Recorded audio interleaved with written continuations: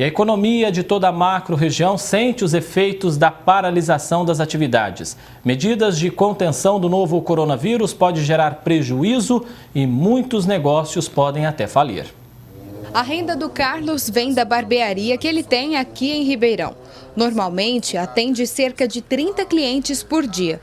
Com o serviço parado e sem poder atender, dispensou 2 funcionários. Se continuar desse jeito, eu acho que a tendência é falir, é quebrar. Os empresários, infelizmente, não vão conseguir ficar com as portas abertas. Não entrando dinheiro, não atendendo o cliente, a gente não consegue pagar boleto, pagar aluguel. A medida de saúde, em um primeiro momento, foi para instrução.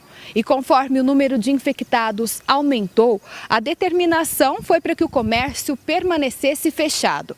Ribeirão Preto vive hoje um estado de calamidade. Mesmo com a higienização e todos os cuidados, a loja física de sapatos da Fernanda está fechada. Ela trabalha com vendas há 13 anos e nunca sofreu um impacto como esse. O pessoal acaba deixando de comprar um sapato, de pensar numa roupa nova, num look novo de final de semana e passam a focar no mercado, até mesmo em álcool em gel, em se abastecer, em guardar dinheiro para uma eventual crise maior que possa vir. Então, nós somos um setor extremamente afetado.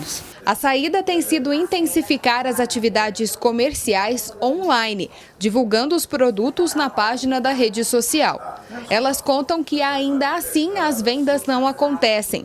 O movimento parou. Principalmente nas redes sociais, deu uma diminuída nas visualizações, nos pedidos inclusive, principalmente, até mesmo com delivery ficou mais difícil. Nunca tínhamos visto nada parecido, realmente tudo parou. Sem venda, sem movimento, sem pessoas, sem nada. O Dirceu tem uma empresa de automação, fornece peças para a indústria de diversos segmentos. A partir das medidas de isolamento social, o quadro de funcionários foi drasticamente reduzido. A saída foi adiantar as férias do pessoal.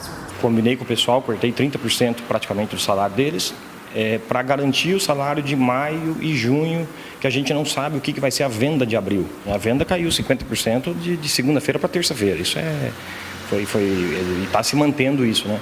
Ele conta que nesse momento o empresário precisa contar com a consciência administrativa.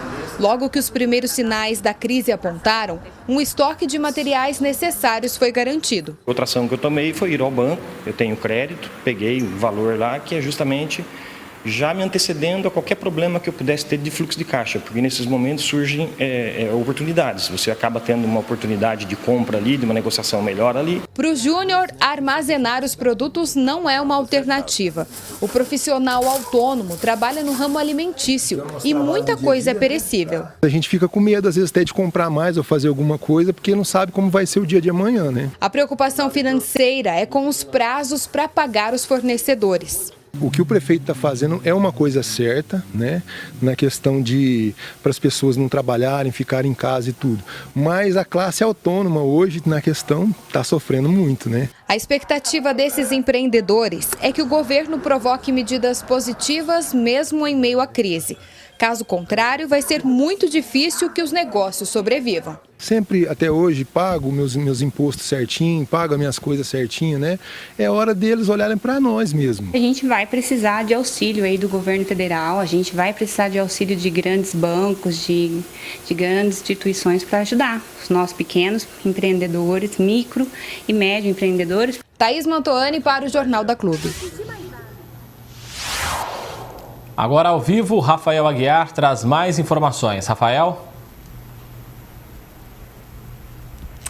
Exatamente, né, André? A gente percebe aí nas entrevistas feitas pela Thaís Mantoani durante a reportagem que as pessoas realmente estão muito preocupadas com esse atual cenário econômico do país. Para falar um pouquinho sobre esse assunto, a gente conversa mais uma vez aqui com o José Rita Moreira, economista. Zé Rita, muito obrigado pela sua participação.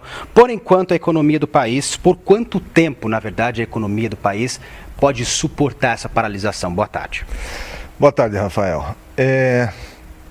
Eu acho que mais 1 ou 2 semanas, tá, seria o suficiente para que até o final do ano a gente tente algum nível de recuperação para que não seja um ano perdido. Mais que isso, começa a comprometer realmente aí toda a cadeia econômica, o que pode prejudicar o país por alguns anos aí à frente. Nós levaríamos mais tempo para nos recuperar. Então, eu acredito que mais 1 ou 2 semanas, de maneira que os negócios comecem progressivamente a ser retomados, com todos os cuidados de higiene necessários aí recomendados, mas que não deixe de produzir, porque desta forma eu acho que a gente vai poder realmente contribuir com a sociedade e voltar a ter um país forte. Zé, você falou de futuro, né? A gente pode fazer um comparativo, o ano perdido já esse ano, como é que você vê o futuro do Brasil? Depende muito das próximas medidas que forem tomadas, né? Como eu disse, por exemplo, se ficar mais 1 ou 2 semanas parado e depois houver um incentivo grande, todos os poderes constituídos fazendo o seu papel, a sociedade civil também, os empresários estou certo que farão também o seu papel para a manutenção dos empregos e tudo mais. Então, sim, talvez nós não possamos não fechar o ano com um crescimento expressivo, talvez até uma pequena queda no PIB, mas algo que a gente recomece no próximo ano e possa recuperar. A grande preocupação é essa, se esse prolongamento de paradeira for maior do que este prazo sugerido, eu acho que as consequências serão bem maléficas. O que o governo poderia oferecer para o empresário? Me parece que o governo está fazendo o seu papel. Para o empresário, ele está alongando alguns impostos, está oferecendo linhas de capital de giro aí a taxas mais beneficiadas, o prolongamento dos financiamentos também, de parcelas de financiamento. E, enfim, uma série de medidas que, no fundo, ele busca tanto sustentar o empresário, mas principalmente a manutenção dos empregos que lá estão, porque é uma grande... um grande clamor da classe empresarial que ele não suporta por muito tempo custos sem ter receita, então começa a ter demissão de pessoas. Então, eu acho que o governo, nesse papel na questão tributária, na questão de incentivar linhas de crédito beneficiadas e capital de giro de forma atraente também, são medidas possíveis para poder manter o emprego. Exatamente, você falou em manutenção de empregos, claro que isso é muito importante. E o que o governo poderia também fazer para o trabalhador?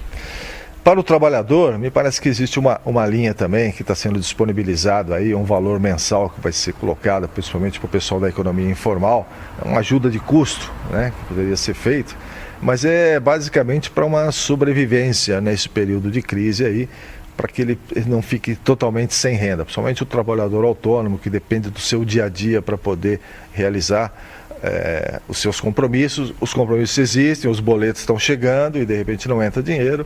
É uma forma aí talvez de minimizar esse problema, mas não resolve o problema. Ele minimiza, mas não resolve. O que resolve é retomar as atividades o mais cedo possível. Zé, seria o momento de se discutir o isolamento vertical? Olha, muito se fala sobre isso aí, e eu acho que ele tem sentido também, o isolamento vertical, porque dessa maneira você pode preservar principalmente os mais idosos, você pode preservar o contato mínimo, por exemplo, com as pessoas do grupo de risco, mas não deixar de continuar produzindo. Hoje, por exemplo, o home office é uma coisa muito forte que se vê aí, a tecnologia ajudou muito, graças a Deus que tem internet para ajudar as pessoas no home office. Tá? Mas ele resolve uma parte da população, uma parte dos trabalhadores que podem trabalhar nesse tipo de coisa, mas muitos trabalhos não permitem esse tipo de coisa, então outras medidas devem ser tomadas. Tá certo, Zé Rita Moreira, muito obrigado pelas suas informações, por nos receber, inclusive aqui na sua casa, com todo o carinho de sempre. Muito obrigado, viu? André Costa. Obrigado, Rafael, até daqui a pouco.